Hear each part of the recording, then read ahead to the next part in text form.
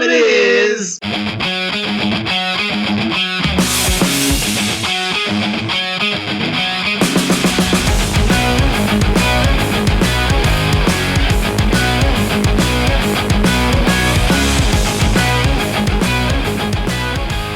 Ladies, but mostly gentlemen, thank you for checking out the C-Squared Hour. I'm your host, Chris, bringing you another probably mediocre episode for you. So, I mentioned last episode that I wasn't going to mention the beer just because I don't want to get pigeonholed into local or national or what have you. All right, so another reason I'm not doing this is punishment for you guys. All right? I beg and I plead for you to just tell me, I tell you all my social media and I give you all the tools to give me beer recommendations, and none of you fuckers do. So until I get a recommendation from one of you, you guys don't get to know what I'm drinking. Now that we got that out of the way, a lot of you are going to be asking where the other Chris is. Real interesting story. So he decided to live out one of his dreams. He figured, the Delta variant's coming out. He's not sure what the mask mandate is or events or sort. So he said, you know what? I'm going to live one of my dreams. And he decided to go windsurfing towards Hawaii and the islands in that area. I don't know which one specifically. He wouldn't tell me. He wanted to stay somewhat off the grid, which, hey, teach his own. And I did warn him that, the wind blows the opposite way usually with weather patterns. Maybe. But, and also for my flat earth listeners, I did warn him about going off the edge, but then I was reminded about the ice wall, and so we're fine. But he actually windsurfed there, and if that wasn't enough, that wasn't his dream. He just didn't want to deal with the plane thing. He wasn't sure if a plane would work. He didn't want to. He really went there to go blackwater rafting, which is basically whitewater rafting near active volcanoes. So he went off to do that. Unfortunately, here's where things get a little hairy. Unfortunately, the gentleman he talked to, the guy who sold him the specialized blackwater raft, was a bit of a shyster. All right, and come to find out, I looked into it, this guy has been doing this for years. Unfortunately, the area they're in, there's no real regulations on selling non-approved blackwater rafts. Who knew? So, unfortunately, he got too close to the volcano in this counterfeit raft. He got too close to it, and it melted. So he's in there. Not only is he trying to tread water just to stay alive, he's basically slowly cooking himself near this active volcano. The good news is he was saved by some local villagers who had heard about this shyster, this terrible fake raft salesman. And they do patrols up and down this area, just knowing there's going to be some people. Anyway, they saved him. Obviously, folks, there's nothing in life free. So, to work off his rescue, because a blackwater rafting rescue, very dangerous. As you can, the not only the rapids, but of course the active volcano part. So he's basically working off the cost of the rescue. Indentured servitude, if you will. I'm not sure if that actually counts, if there's like a real, I don't know, I'll have to look into it, but they the rescuers are actually, they just inherited a bunch of land from the government.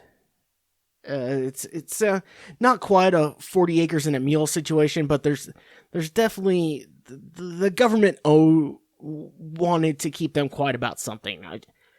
I couldn't tell you what, but so anyway, this family is starting up a papaya and boar farm. And they are basically having Chris, cultivate this whole thing. Unfortunately, who knows what the fuck the soil is or how. I don't know. I don't know what. Anyway, not sure how that's going, but it's going to have to get started. And really, I don't know where the closest active runway is. So he may be stuck there for a while. I'm sure there's some sort of boats that come out, but if the port's controlled by the locals, they're going to make sure he's still there to finish off, to, serve out his debt. So anyway, I wish Chris luck on the farming and the growing and all that. Hopefully we see him soon, but the biggest thing is he is safe from his foiled attempt at blackwater rafting. I tell you, you go blackwater rafting, you always look for the inspection seal on the bottom of the raft, all right? Just throwing that out there. I'm not going to go too far into this. Beating this horse. I like, they say beat a dead horse, but I always find that's good practice for when you come across a live one. So I don't really think that's a fair thing to say. But I've beaten this to death. Randy, let's lace him up. You're welcome, fans. I didn't go too much into it. We're all getting tired, and we're all just waiting for him. He has 2 options. 2. Fight or pussy. That's all we got. As I was going through and editing my post-Olympic coverage, I was looking through all my stuff, and I was reminded I left out a couple things.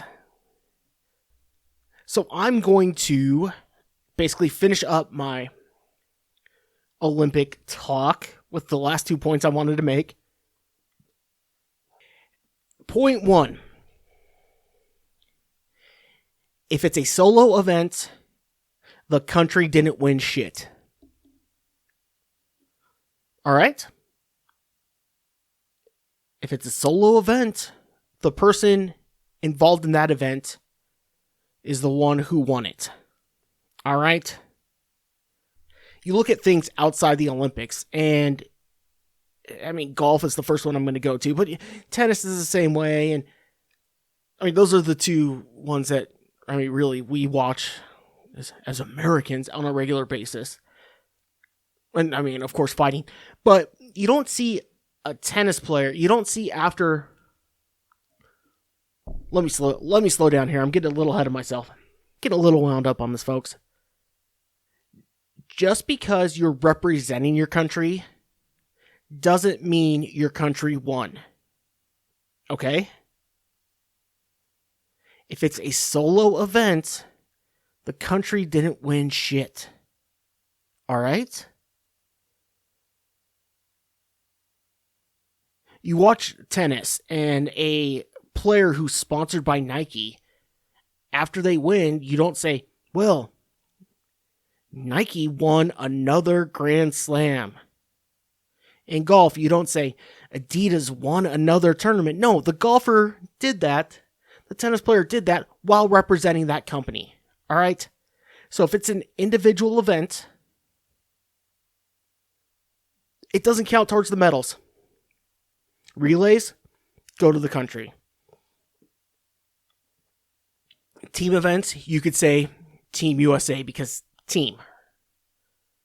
So let's take, when you do the medal count, you have to take out the individual medals. You might fuck the US, I think. I mean, probably. I don't know. I'd have to look into it, but U.S. wins a lot of. I don't care. I feel personally another reason why I hate the Olympics. I think saying a individual gold medal counting towards the country's medal count, I think it cheapens the individual athlete's accomplishment. So just another reason why the Olympics annoy me. Number 2, the other thing I forgot. And I actually, before Chris left on his sailing / rafting trip, I actually talked to him about this. If a sport or activity, as I call a lot of them, requires some sort of somewhat form-fitting or somewhat revealing outfit, you must be at least a 7 to play in that sport. Did I cover this before? I don't know, it feels familiar. But yeah, you must be at least a 7.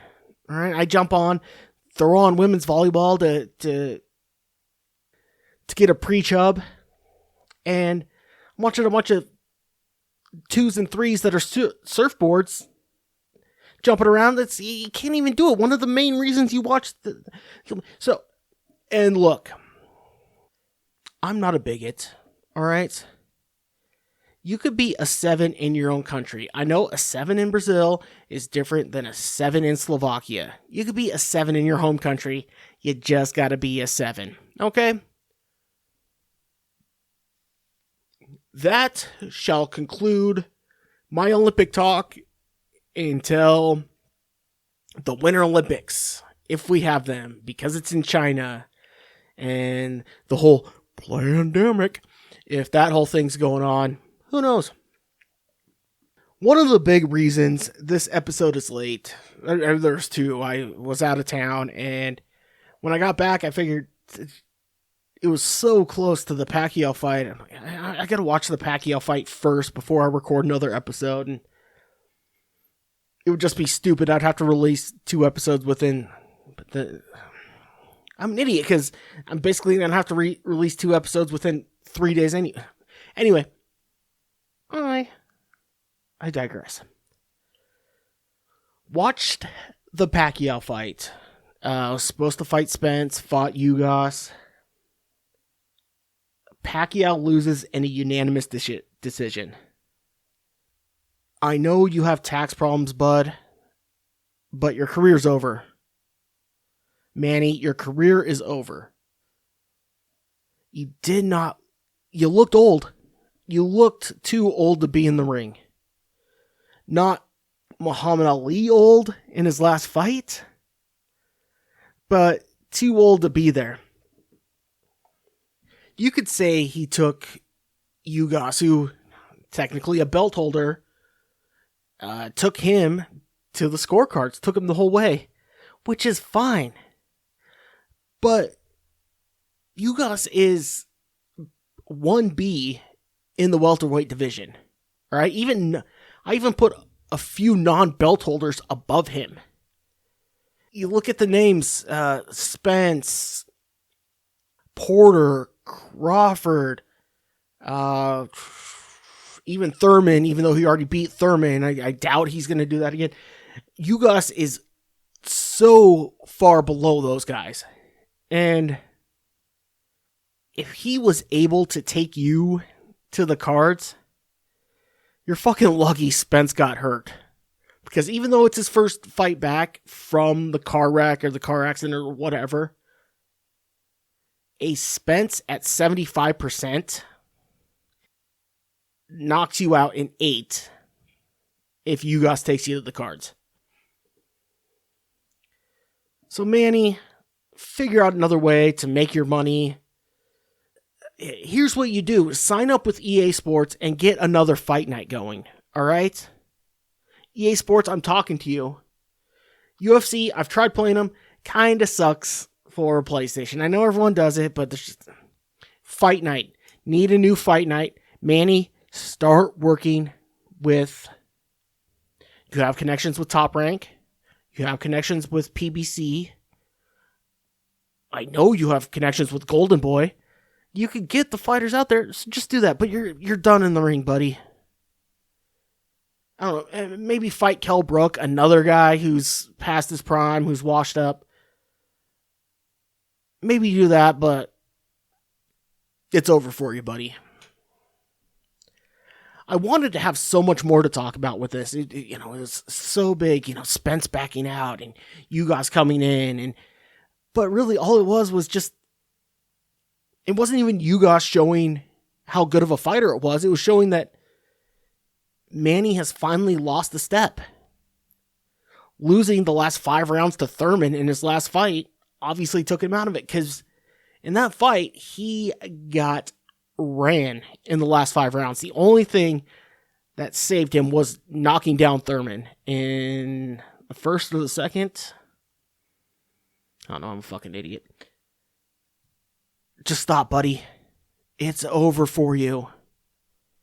It is over. After watching that performance, there is absolutely no way Errol Spence is fighting Manny Pacquiao. And if that happens, I seriously might light someone's mailbox on fire. I don't know whose fault it would be, but after seeing that, no one should be begging for that fight. All right. I really wish I was smart enough to... There's a golf cart in your wedding picture. Sorry, this ad just came...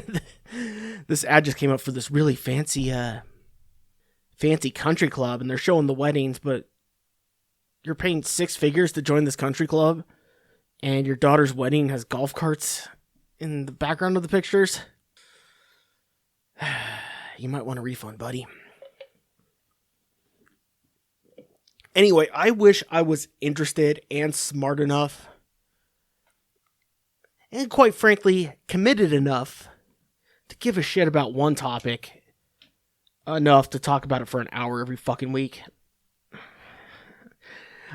I'm reading all these fucking podcasts, websites, and Reddits and all this shit. And I'm like, yeah, make sure you find your niche. And I'm like, no, I don't have a niche. Niche. I don't know. It probably depends on if your dad loves you or not. But they say, oh, I need to find mine. I don't have one. And so how the fuck am I? So, I don't know. This is inside baseball. You guys don't even know this shit. All right. I know I break down the fourth wall quite a bit, but this isn't one you need to hear. Another thing I didn't need to hear. Hey. You hear that? That is a professional segue. I'm going to do it again, but just be prepared. This doesn't happen a lot. Alright?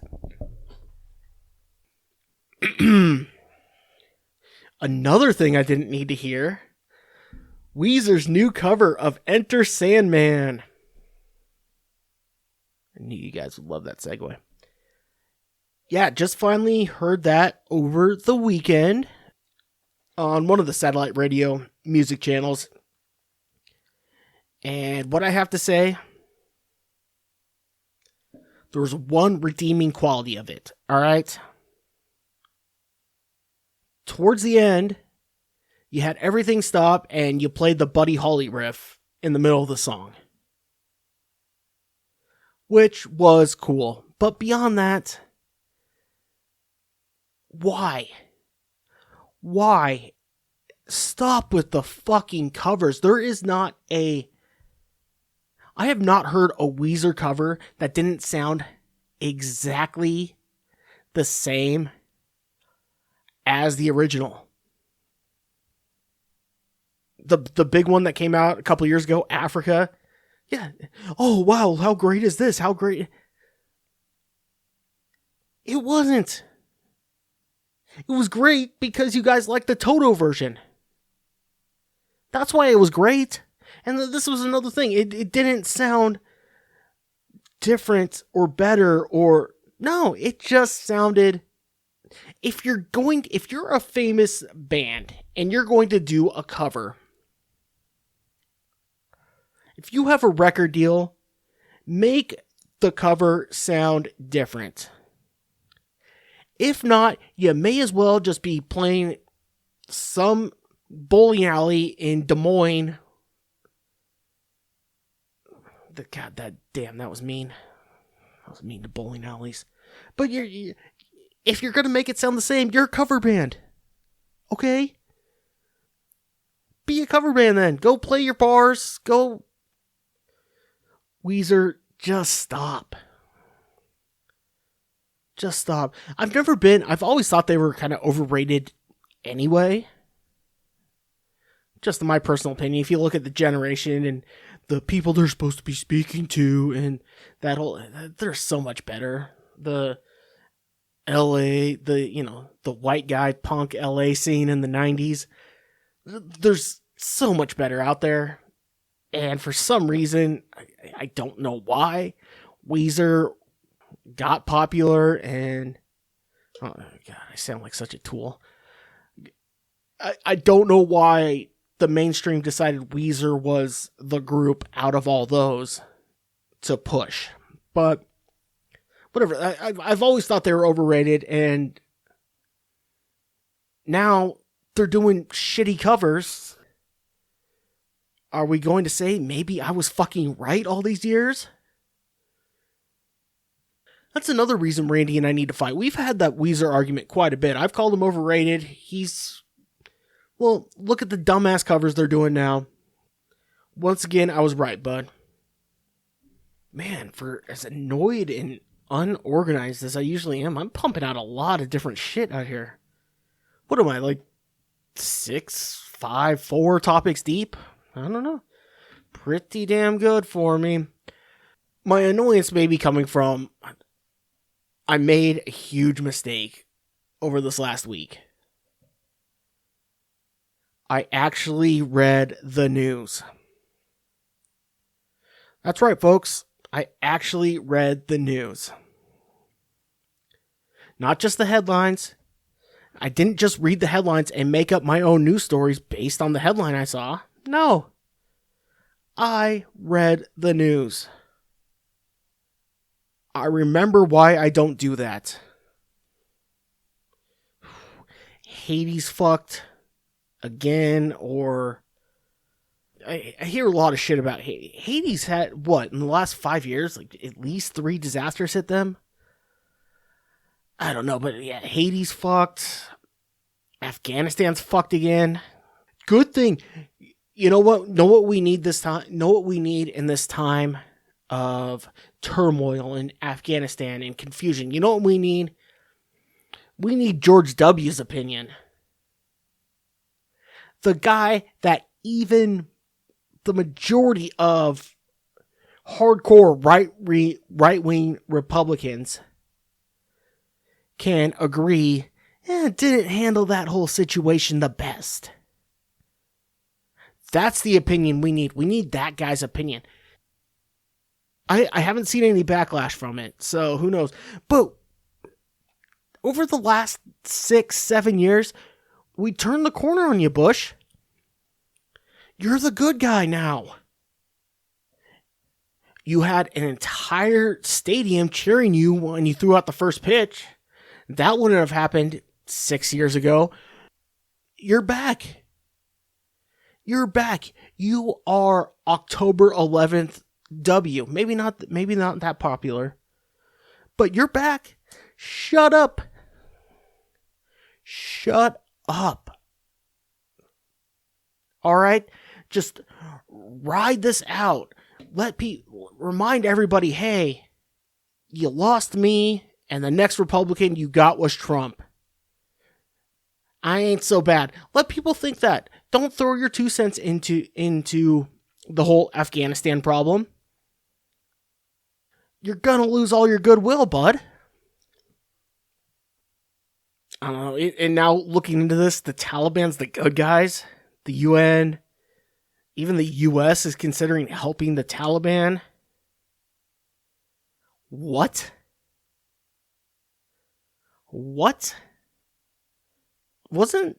Now, granted, I'm not the smartest guy in the world. I'll admit that. But wasn't the leader of the Taliban the guy who planned to take down the Trade Center and the Pentagon and the White House? Wasn't that him? I mean, except, the controlled demolition and inside job and all those things. And sure. The main report of 9/11, wasn't he in charge of the Taliban?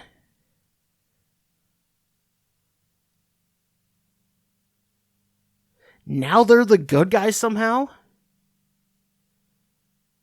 Less than 10 years later, they're the good guys. I know time heals all wounds, but Jesus Christ. Maybe 30 years? Could we give it that? Could we give it that? You look, college, even Penn State is still hearing shit about Joe Paterno when they are 3 coaches removed from that. When they are, again, a decade removed from that. They're still hearing about it. Yet, we're considering, the UN's considering jumping in bed with the Taliban? Does UFC still have sanctions from the Reggie Bush days? I know I'm going a lot in college football, but those are the guys those are the ones who get, the North Carolina for their football team. NCAA really doesn't like football. But seriously, how is SMU still dealing with the death penalty longer than longer than the whole world, minus a few radicals, the whole world hating the Taliban? How does the SMU death penalty still affect the world more than the hatred for the Taliban? The fact that there's even some thought of, well, we're a different Taliban now. Okay, so? Cool. Change your name. Do a bunch of shit different. You're gonna have to earn your way back. That's the thing. I haven't heard the fray, the Taliban. I haven't heard that in a real news story, at least since Bin Laden died. Or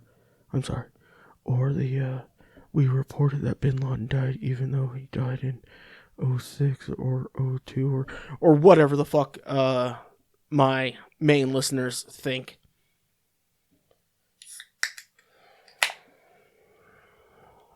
The Taliban somehow are the good guys again.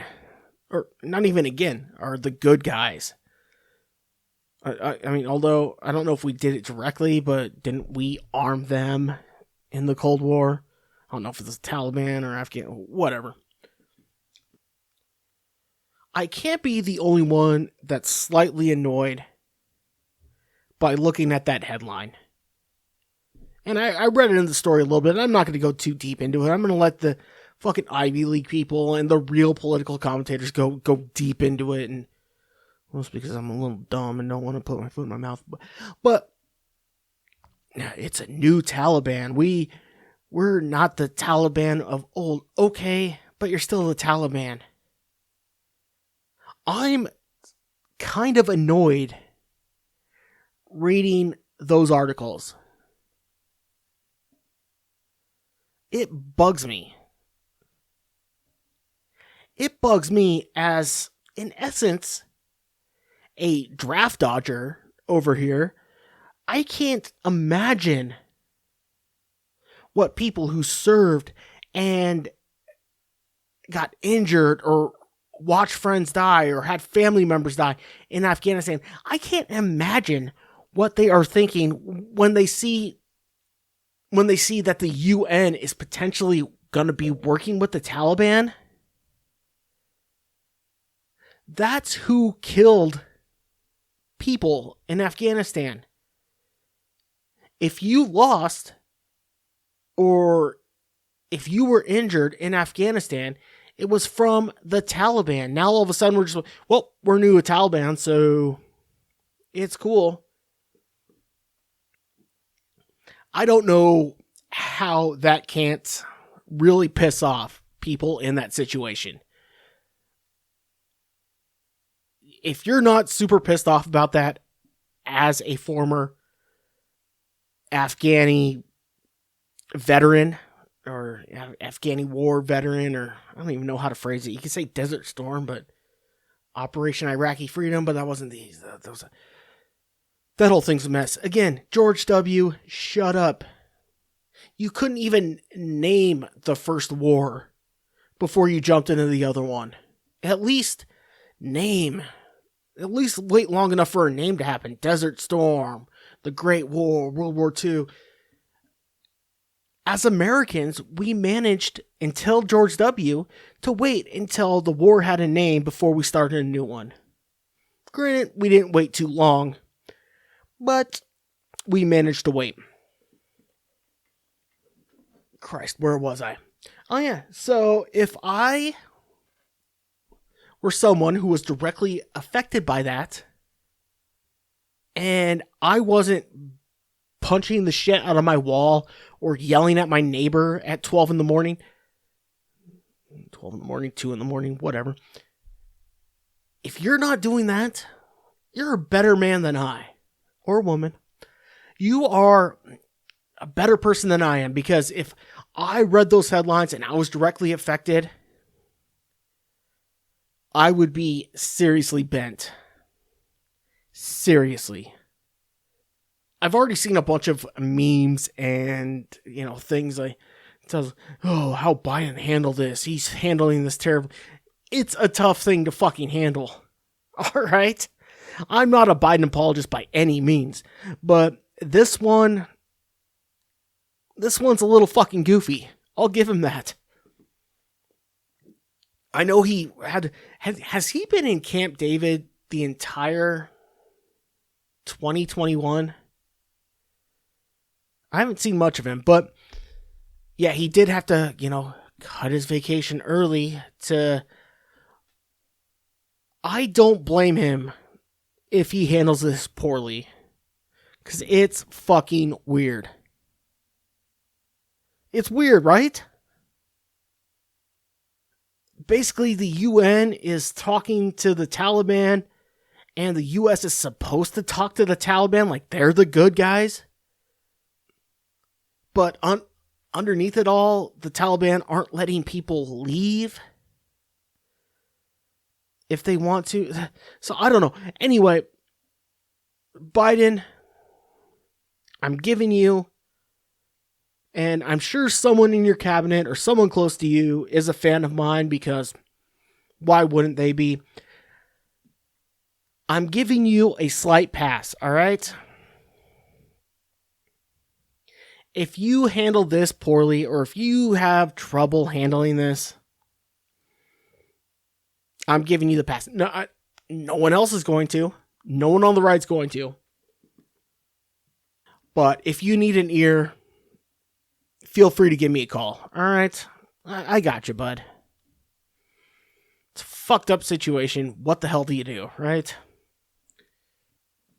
Ask George W. for his opinion. No, don't. Is George W. the one who's painting a bunch, or is that George Sr.? I don't remember. Taliban's the good guys. Now that I'm getting more worked up, I'm almost close to the end here. So, I'm not close to the end. I got time for quite a bit. As most of my squareheads know out there, I still watch wrestling. Or I watch wrestling again. I can't tell you why. I actually, you know what? Fuck you. I have told you why. But I'm watching wrestling again, okay? So sue me. Wait, no, don't sue me. That's the point of me. Sometimes I hit someone with my car, so sue me. No, wait, don't sue me. Anyway, I still watch wrestling. Watching AEW, which is basically the competition for WWE here. And CM Punk, who was a very famous wrestler in the WWE, just announced he was coming back in Chicago, his hometown. It was a big deal. In front of 15,000 people. Everyone was cheering. Everyone was excited. He appeared to be excited. It was a real cool moment. I felt they milked it a little too long. But whatever. However, I'm over here trying to at least normalize wrestling viewing in today's world. I would be fine if it got treated like network sitcoms now. We all know that if you watch a network sitcom, you are looked at like a lesser person because of all the shit that's on cable, all the shit that's on Netflix, how much great shit there is out there. I said shit a little too much, but all the great stuff that's out there. If you watch Two Broke Girls, you're kind of a dummy. No matter how good it is, kind of a dummy. If you watch Superstore, no matter how good it is, with all the other shit that's out there, you're kind of a dummy. I wouldn't mind if wrestling got to that point. The way network sitcoms and procedurals. We'll look at it the same way. There's so much better shit to watch. Why are you on ABC? If wrestling got to that point, I would be happy. I would have felt like I've done my job. However, the camera pans to this gentleman in the stands as CM Punk's making his entrance to the ring and the music's playing and he's, the fucking guy's crying. Two things. Buddy, help me out here, alright? I don't have the biggest voice, but I have a voice that potentially goes worldwide, right? If you're gonna sit there and cry on TV, a picture's worth 1,000 words. That picture is gonna say more than anything I could say. You're crying over a wrestler coming back. Dude, come on. I'm trying to normalize this fucking thing. I'm trying to, at least in most circles, get it looked at like it's not a childish thing. Like it's not a... But dude, help me out. Cover your eyes or stay home if you're gonna cry over stupid shit like that. And on the same note, TNT. The network showing this fine program. The fact that you cut the camera onto that guy and didn't immediately move away from it, you are part of the problem too. Any wrestling detractor, anyone who's going to say, oh yeah, well, wrestling's fake and it's stupid and only the fans are stupid. You're like, okay, well, it's predetermined, not fake. It's scripted, just like every fucking TV show you watch.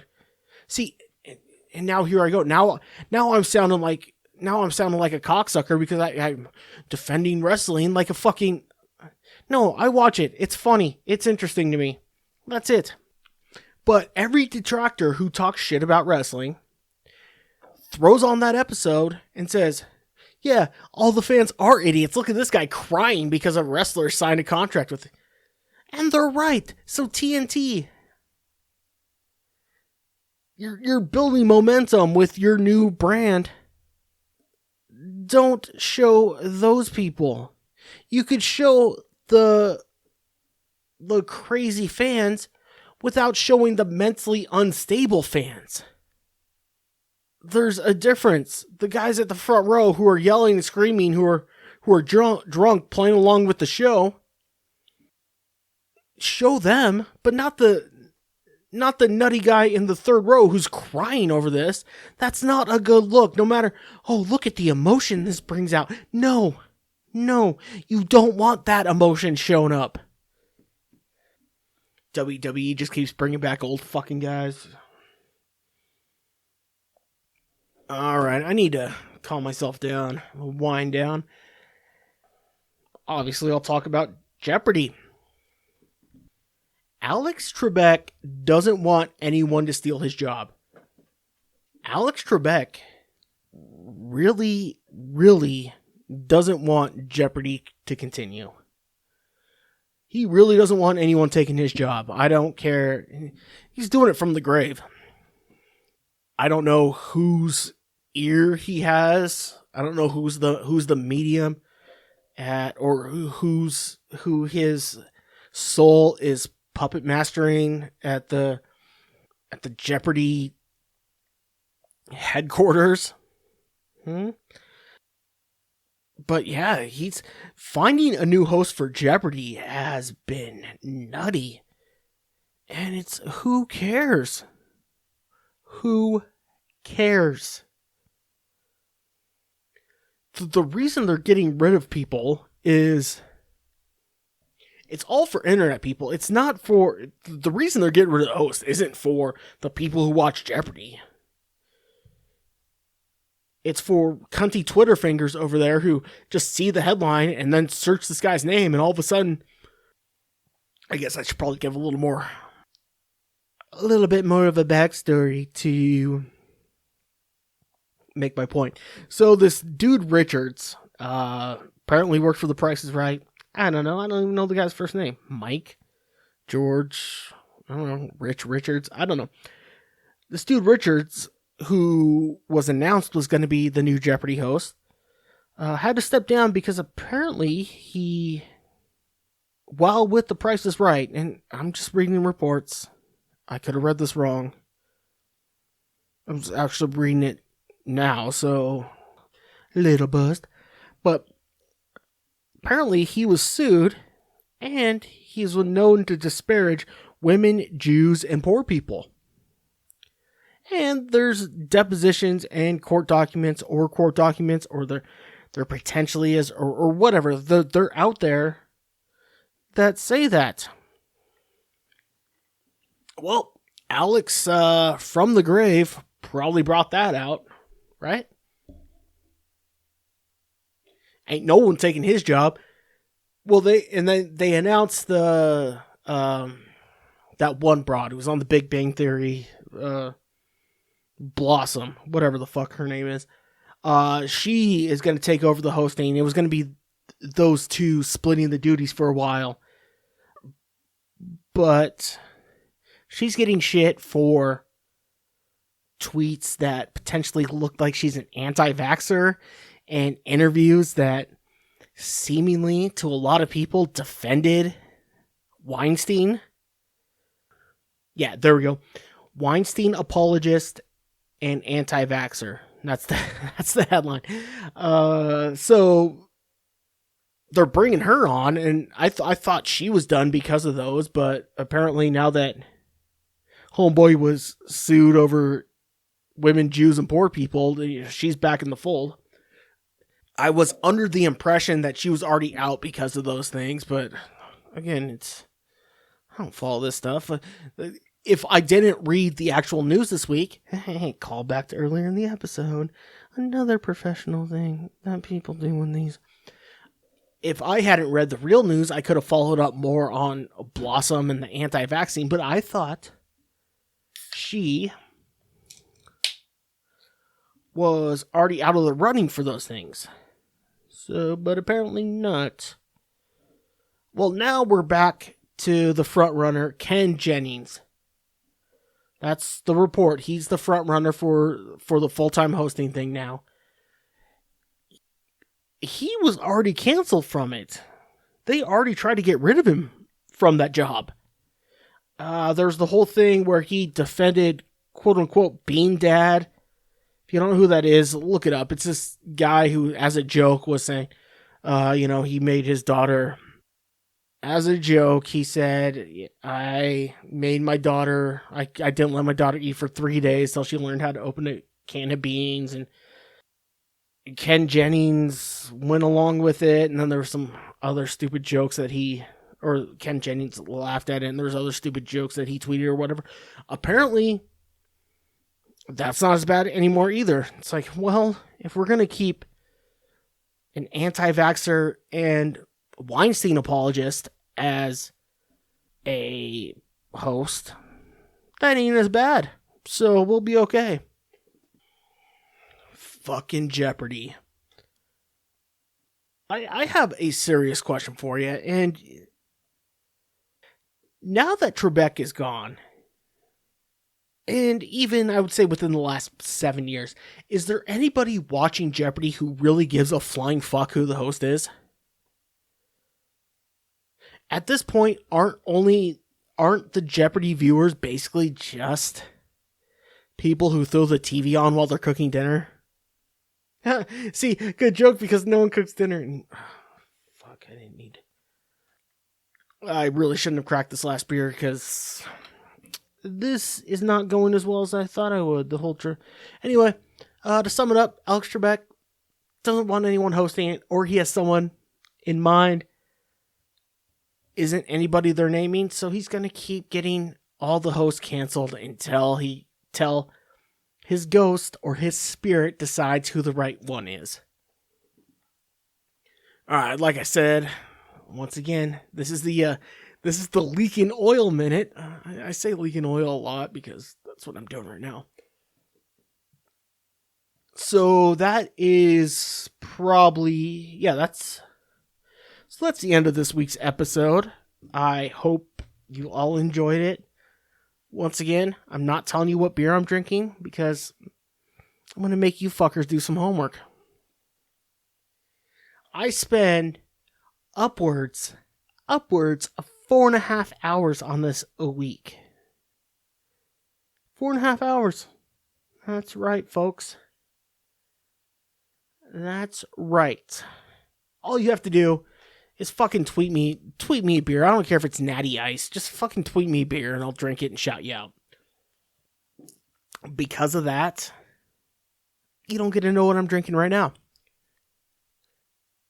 Which is probably better because I'm probably like 3/4 too many into this to really be doing a show.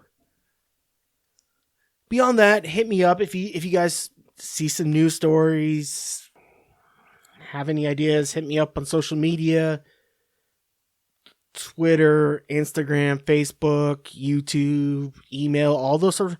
Yeah, I still promote my email. Fuck off. Hit me up there. Tell your friends. Smash that like button. But thank you all for checking this out. I don't think I have anything else. Give me your... Okay. Losing steam here, so here's what I'm going to do.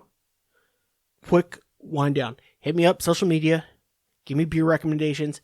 If you see any news stories you want to hear my opinion about, send those my way as well. C² Hour everywhere. And since that is all, I will see you all next time.